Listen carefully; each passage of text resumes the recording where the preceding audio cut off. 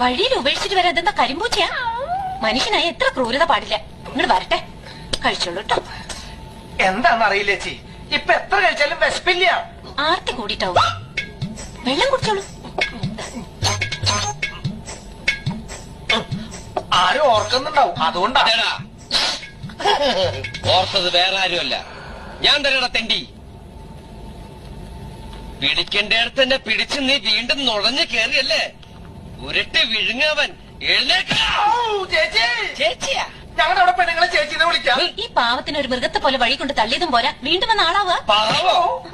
ത്യാഗം ചെയ്യാൻ ഇറങ്ങി തിരിച്ച ചെറ്റവൻ. ഈ ചെറ്റയുടെ പാച്ചയുടെ ചായണോ? മതി, മതിയായിട്ടില്ല. ഉപദ്രവിച്ചിടത്തോളം പോരെ. ആരായാലും ഈ വീട്ടിൽ ഞാൻ പറയണ കേട്ടാ മതി.